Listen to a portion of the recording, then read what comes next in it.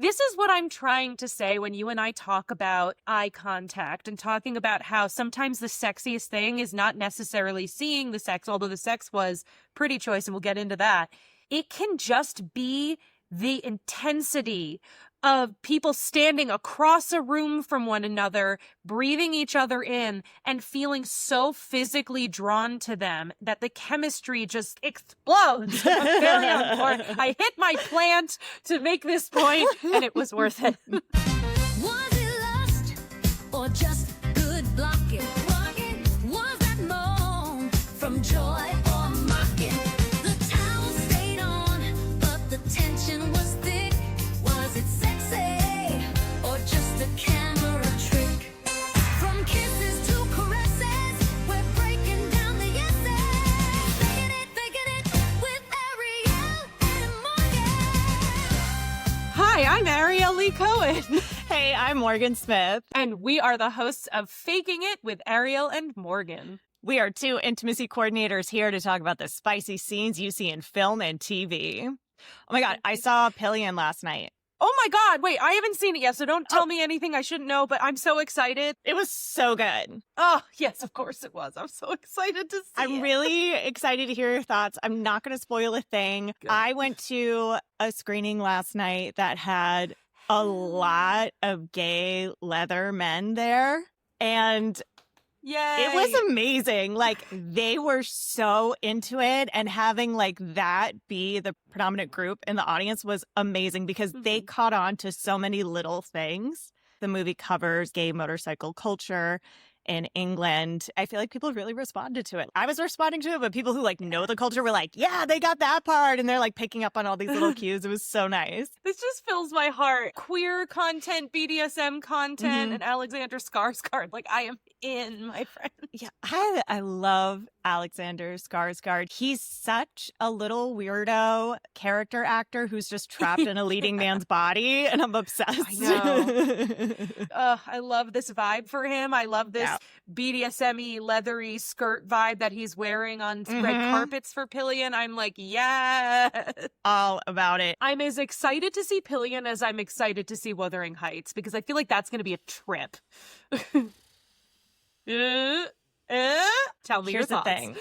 So I have not read the book, so I can't come at this from the academic perspective. I've heard the complaints of people who've read the book, especially my wife. Yeah, that he's a person of color and they cast Jacob Elordi. Yeah. I love BDSM media. And I think that taking Wuthering Heights and making it a story about BDSM, which is my assumption is what's happening, sounds really interesting to me, because in the book, in the story, the characters are horrible to each other. And it makes sense from a power dynamic perspective to kind of shift that. I do feel, though, that they should have chosen a person of color. It's a big point in the story that he is supposed to be othered. And the fact that Jacob Elordi, he has Basque Spanish history in his ancestry, I don't think it's enough to showcase. Like, Spanish is he's still supposed to be Romani or European. something. Like, yeah. But he's supposed to be sort of dark. mixed race. Like, yeah, he's supposed to be dark in a questionable sense. Right. He's ambiguous, but dark. Like, casting Othello as a white person, it just takes so much out of the story. And it's like, that was essential to the character. Yeah. This is the wrong kind of colorblind casting. I agree with you. I really am not happy about that at all. And today we're covering Insecure. Woo! I have to say, I'm a little insecure about this. I have to say up top, I had such a hard time choosing scenes because Insecure has such a great range of types of intimate scenes, and it does them so well. But the thing I really wanted to highlight today about Insecure is how great it is at showing scenes that are absolutely hilarious and almost slapstick, and then also has intimate scenes that are fully romantic and sensual and have a totally different vibe. I don't think there are a lot of television shows that have that range that they pull off so well. Well, I think this is a good moment to reveal to you that I have not seen this show before. Oh I've been meaning to. Like, it's been on my list for so long. It just, everything keeps popping up. So I was like, you know what? I'm going to not watch it. I'm just going to see what I'm going to see. I'm going to be like our beautiful audience here and just witness. Yeah. I love that. I never want to pressure people to watch anything because there's like too much to watch and too many good things to watch. So I'm really excited you haven't seen this. Are you familiar with the show in general, like the basic premise, or? No. Okay. I've seen the poster. Okay. All right. So I'll give you like general context for the show, and then the more specific context for these scenes will fill that in a bit. So just so you know, this show is about a character called Issa D, played by Issa Rae. She is living in and from Inglewood and Los Angeles. The show is really a love story to Los Angeles and specifically that area, kind of in the same way that like Sex and the City is a love story to New York City. In season 1, we see her in a relationship with her boyfriend, Lawrence. They've been together for 5 years. They're living together. Their relationship hasn't been great for a while. Lawrence has been really depressed as he's been trying to find work for a number of years unsuccessfully. Their relationship has suffered, and Issa ends up cheating on him with a guy she had a crush on from high school, I believe. They break up. Things fall apart. We also follow Issa and her best friend, Molly. A lot of people argue that's like the real love story of the show because it centers their friendship so much. We're going to talk about 2 scenes from season 4. So a lot of time has passed. A lot of time has passed, it seems. Yeah. Issa has left the original job she had. In season 4, we see Issa finally pursuing her passion. Things have really started moving since she met Condola, a PR rep who recently put on her own successful event. And just when Issa thought their relationship was moving from colleagues to besties, she finds out the new guy Condola is dating is Issa's ex/soulmate, Lawrence, whom Condola met at the same baby shower where Issa met her. Immediately after finding this out, Issa imagines Condola and Lawrence getting to know each other at the shower. Okay. Yeah, it's juicy. So this is from Insecure Season 4, Episode 1, titled Lowkey, Feelin Myself. It was released April 12th, 2020. We're going to see Issa Rae as Issa D, Jay Ellis as Lawrence Walker, and Christina Elmore as Condola Hayes. The series was created by Issa Rae and Larry Wilmore. Showrunner is Prentice Penny. This episode was written by Issa Rae, directed by Kevin Bray, and was intimacy coordinated by Mia Schechter. Ooh. So time code is -2203 to about -2116. They make it so hard to know how far into the episode. I know. I think it's interesting that media streamers and things, they always put how much time is left in the episode rather than how far into it you are, which I think psychologically is a little bit fascinating because it's kind of like how long until I'm on to the next thing versus how far into this am I. So it looks like at about 11:53 is the time code in positive. She's looking around. This is at the baby shower. Yeah. We're hearing some moaning, some groaning. Oh, okay. So they're simulating sex on the couch with her on top. Now they're simulating sex, and we can see male rear nudity against the window door. And I think we're implying nudity for her. And then she's wearing a skirt and a tag out of her shirt while they simulate sex above the table of food. Above the tags. Hilarious. And she's just kind of watching them as they look at her, and they knock the cake over, and she is out of that moment. I was like, oh my God, this is happening. And then this is happening. And so bad. It's so much. We can also, it's so short. We can watch it again if you want to see it again. I think we do, because I think I need to react to it more. I think I literally was like, I just need to say every single thing that's happening. That's fine. That's fine. Baby shower. 8 a.m. Eating a chip. So the moaning sounds are good. I don't know if I believe the movement of pelvises. Her dress is a little too under her tailbone. And here, I am not 100% sure on the story of the dress. I guess it's moved down to her waist. Rear nudity for him. And once again, the skirt's kind of in the way of the simulated sex, and their movements don't match perfectly, but this is... The pop the tags is amazing. Just the aggressiveness, the cake falling.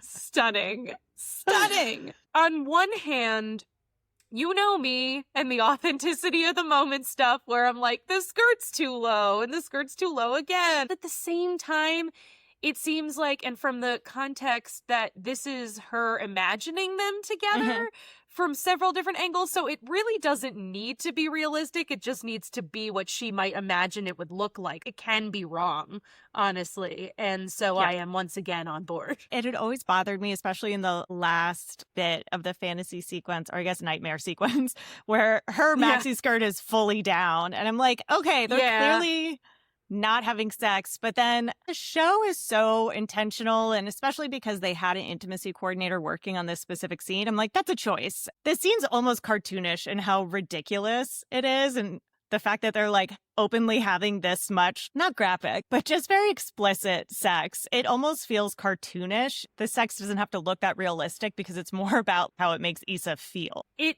definitely shows across Issa's face. The most intense moment is pop the tags moment, which I can't get over and will never be over, apparently, that they're wearing the same shirt.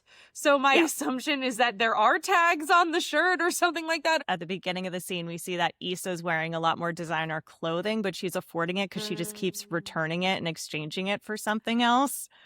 And so when she sees Condola in this and she's popping the tags right before it, Lawrence says something to her to the equivalent of like, I bet you can afford full price for these clothes. And she goes, true. And then she's like, pop the tags. I love it.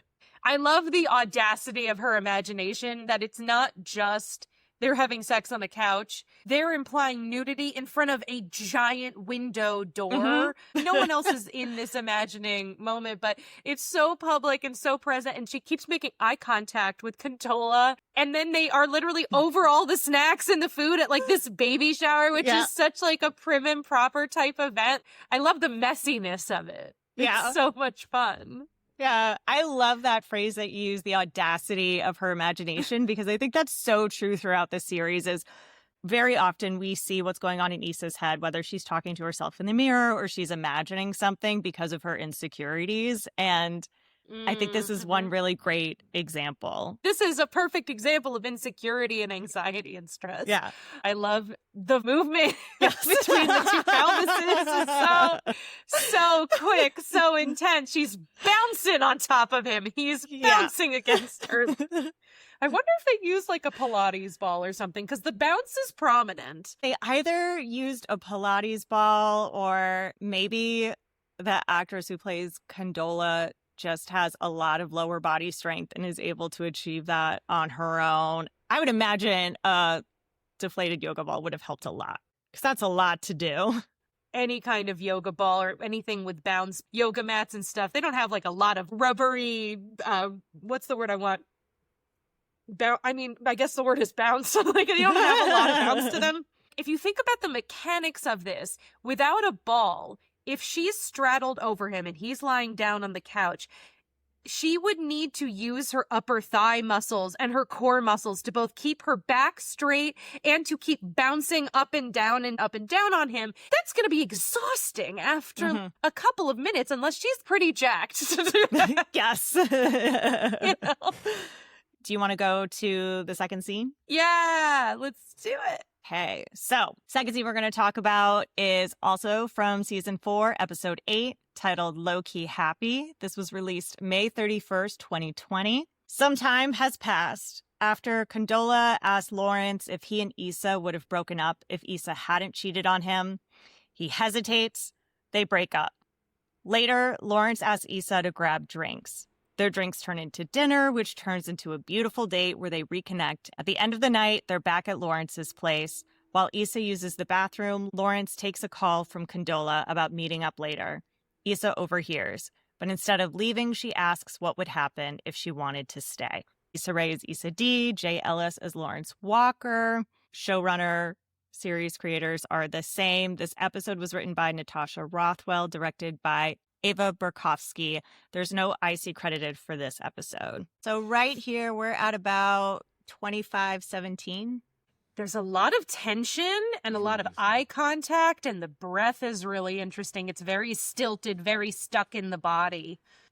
Oh, look! Oh my gosh, see, nothing is happening, but you can feel these threads of energy that's pulling the two of them together like a rubber band, and that reads so well on camera. It's a note I give all my actors, basically. Coming in with the music. Yes. A big held breath in the chest before approaching him. Looking at lips, looking at eyes. A hesitant touch to the face and then kissing, and I love it! Oh my goodness. It's keeping the passion, but she's starting to remove the shirt. So we're already into this. So now they're in the bed, and she is implying nudity so far above clavicle. We see his buttocks again, her hand slowly gliding up the musculature of his back. Seeing him kiss down her ribcage and stomach. Oh, he removes her underwear! Okay. This is good. This is great.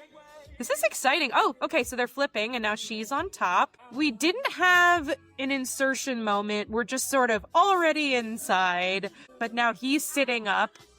This is also a very difficult position to do. When he's sitting up and she's straddled over him to maintain that distance, it's tough. It's not impossible, but it's tough. Great! I loved it.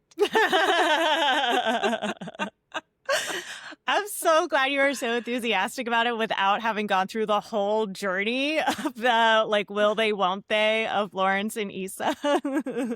The energy between them is crackling. Mm-hmm. This is what I'm trying to say when you and I talk about eye contact and talking about how sometimes the sexiest thing is not necessarily seeing the sex, although the sex was pretty choice, and we'll get into that. It can just be the intensity of people standing across a room from one another, breathing each other in, and feeling so physically drawn to them that the chemistry just explodes. I'm very on board. I hit my plant to make this point, and it was worth it. How is it watching it for you again?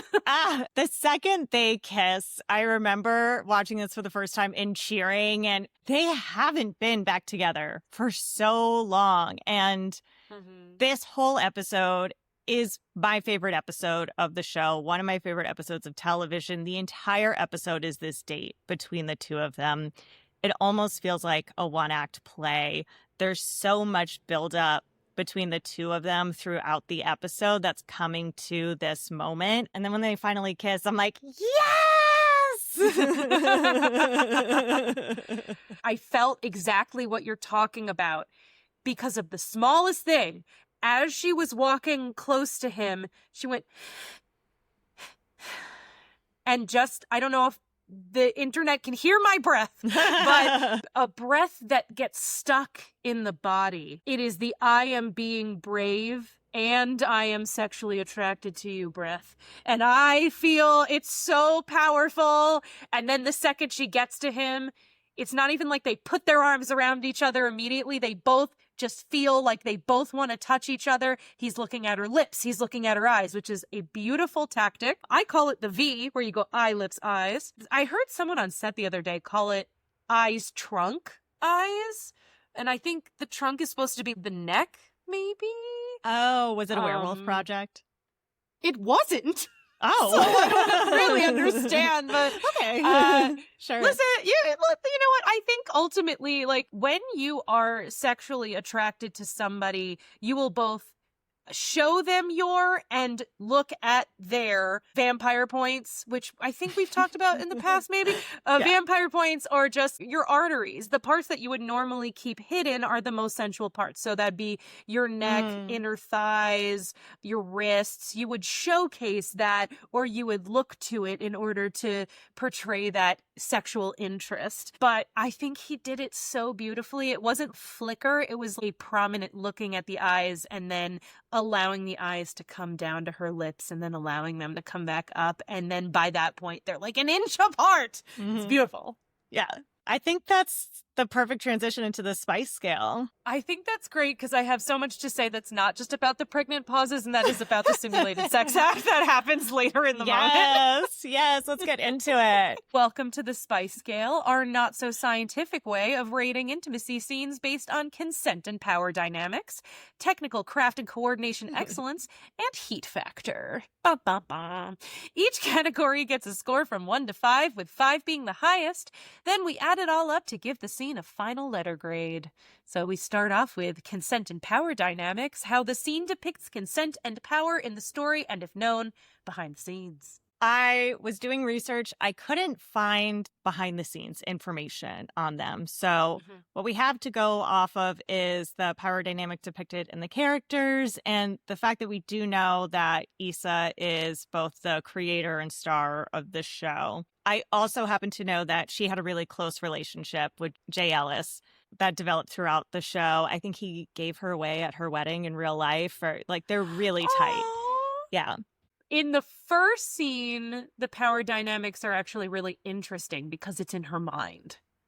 So she is the one in power in that scene, although it would feel the opposite way. It feels like this is happening to her and that she is a victim in the situation where they're having sex in front of her, that she has no control in her situation, which is really just that insecurity there. She and Condola have been working together for a little bit.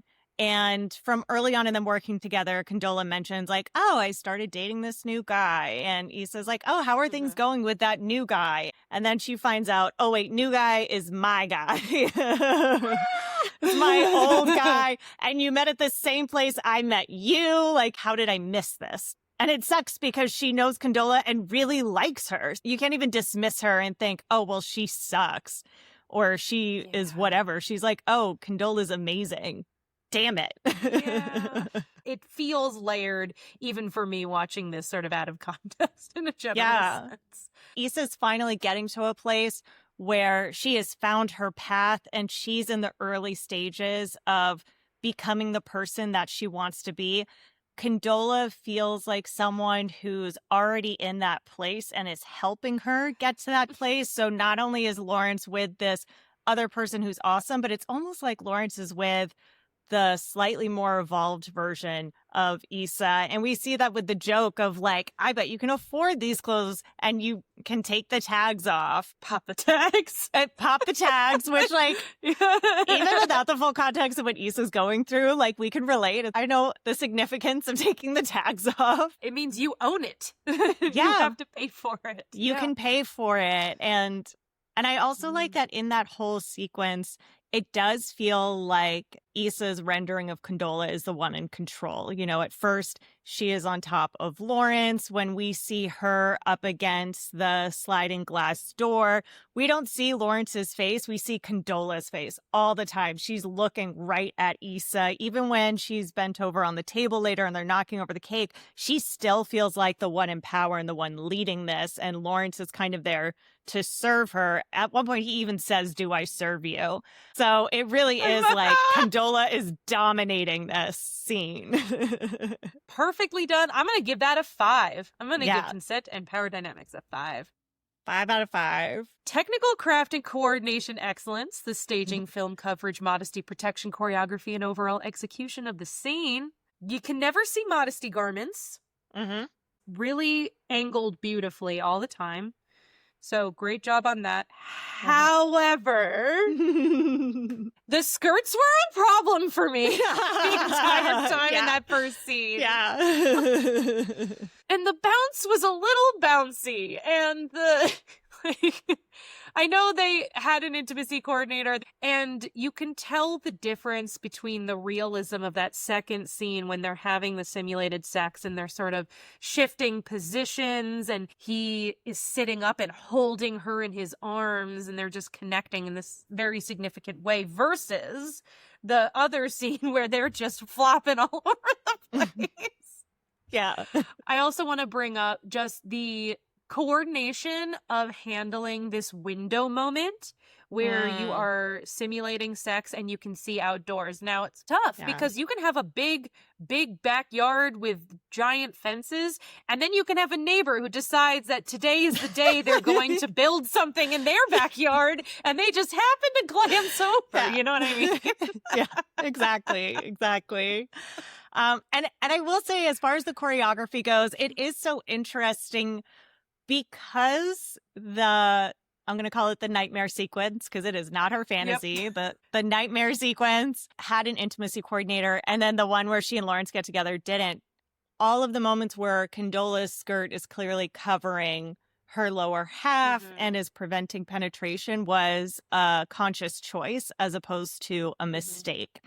And perhaps also the flopping around and the bad rhythm might have also been a choice. If that was a choice, then what's behind the choice? Because they wanted to make sure that we still got the comedy of the scene and the point of the scene.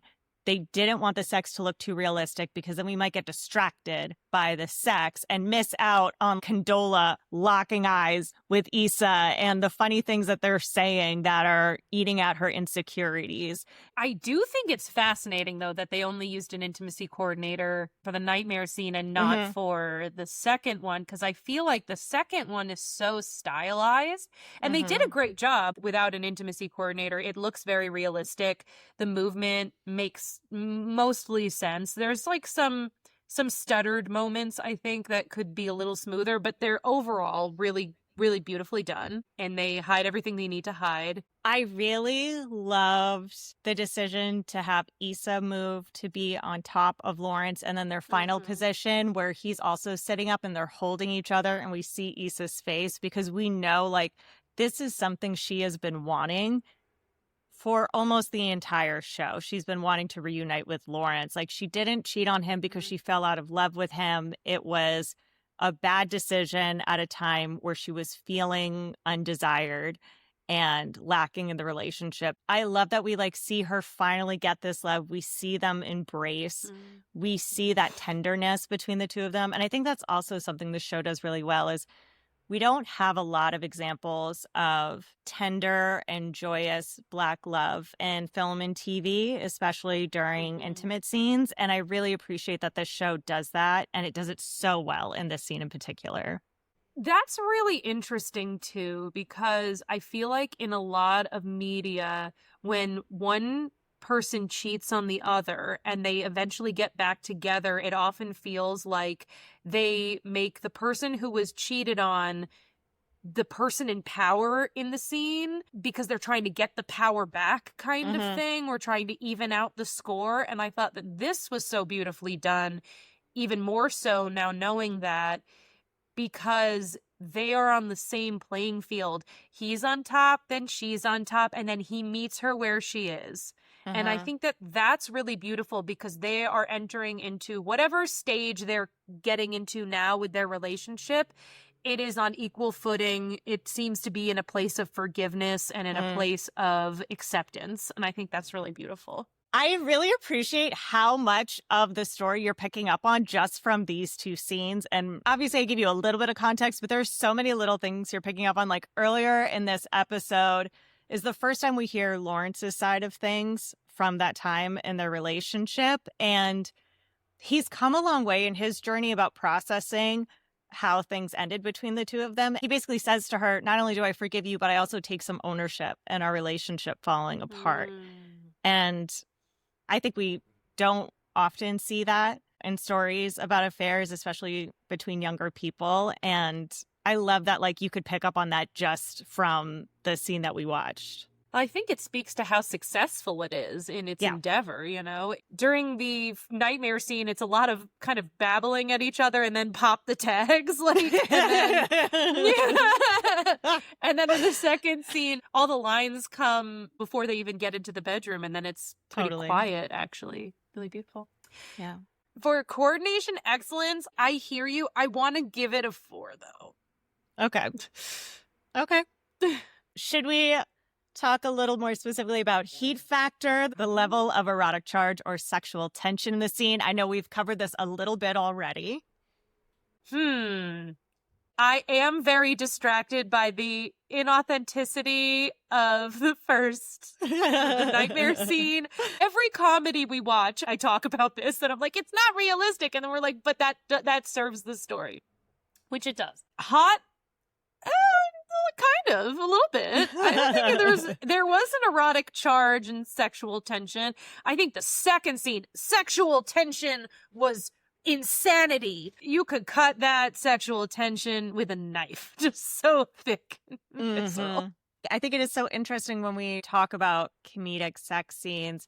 Not every scene is trying to be hot. And not every scene is trying to give you an erotic charge. I think part of the joke for this scene is that there is some erotic charge between Lawrence and Condola, right? Because if the sex they're having doesn't feel like it has any eroticism to it, then like what is Issa jealous of? So even though they're flapping against each other and it's ridiculous and her skirt is down, like there's still some hotness to it. Otherwise she'd be able to write it off, right? Or it's a different kind of fantasy, but that's not the story. I think it's intentional. I think they're aiming for it to be like a 3 on the erotic scale. Because if it's too hot, then it's her thinking about them in a different way and it's not as comedic a scene.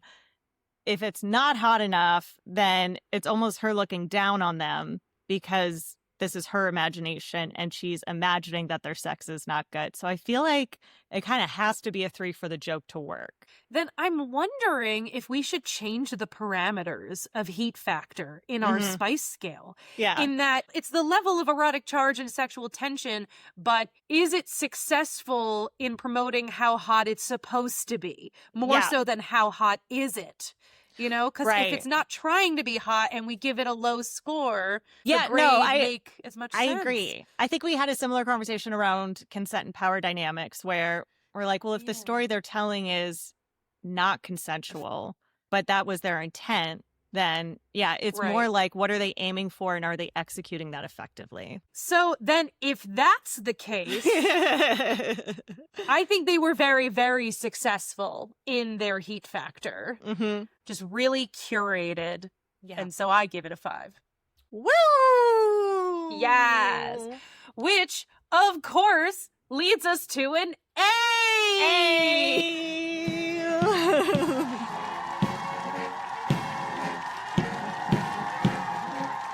I feel like this is like our 4th A in a row. Like, I think we're just having a great time with all these great scenes. Yes, we've talked about so many great scenes, but they're all great in such different ways. That is very true. And this one was really interesting. And you showed 2 scenes that have completely different vibes. And I think that it was a fascinating dichotomy. Thank you. Because I'm like, I can't choose one scene to talk about from Insecure because that doesn't accurately represent what the show does. And I was like, I have to show at least 2 sides. Then maybe we have to do more Insecure at some time in the future. Oh my God, I would love, like, as I was doing this, I was thinking of all these other scenes and I was like, ooh, that would be good to talk about this and that would be good to talk about that. And I mean, there's so many other projects we still need to cover. Like, our list, you guys, is so long. And if you join our Patreon, you can give us recommendations. But beyond that, or $1. Yeah, or $1. Yeah, but we could definitely revisit this. Yeah. I am very intrigued, and now I think Insecure is moving up my show list for me a little bit. Oh my God, yes. I think this show does such a gorgeous job of humanizing its characters. One of the things that made her web series that the show was based on, Awkward Black Girl, so revolutionary and resonated so well with people was because it was showing a Black girl being awkward and not having to like be cool or being any of the archetypes that we usually throw onto Black female characters. And it's one of the few comedies that balances these like beautiful romantic scenes with these hilarious physical comedy scenes in the same show. Sex and the City has a lot of really hilarious scenes. I can't think of as many beautiful romantic scenes that are like this, you know? And that's hard to pull off without feeling like you're in a different show. I think that's a really good point, yeah. We have a plug. We recently spoke to the host of the Indie Film Podcast with Chuck Norton and Victoria Horn. We had a really Yeah. cool conversation with them about intimacy coordinating, specifically as it relates to independent filmmaking, that I really enjoyed. They were really interesting to chat with, and I Yeah. think their podcast is really, really good, Mhm. particularly if you're making independent film, but definitely give them a listen. They're going to make a podcast episode, including the information we chatted about, so keep an eye out for that. By the time this comes out, it's probably out, so go give it Yeah. a listen. Indie That's film the podcast. Indie Film Podcast.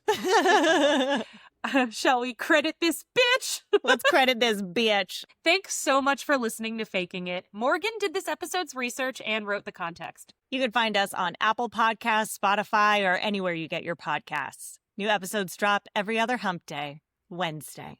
If this was good for you, the best way to support our show is to follow the podcast and leave a quick rating or review like this one from our listener, Frantical. I haven't seen all of these movies, but now I want to watch them. Ariel and Morgan are spot on. Everyone should listen to this podcast. It brings a whole new light to intimacy coordination. So thank you, Frantical. Thanks, Frantical. Tell one friend who loves spicy movie secrets about us. Find us on social media at Faking It the Pod. Want to get involved? Head to patreon.com/fakingitthepod. For just $1, you can request scenes for us to break down. For $10, you get bonus content and never-before-seen footage. And for $5, you get a shout-out like these listeners. Thank you, Lee and Kiki Brown. This episode was produced by Ariel Lee Cohen, social media and branding by Morgan Smith. Our theme song is Faking It by Suno AI. Credits for the film or show we reacted to are in the episode caption. Stay real, fakers.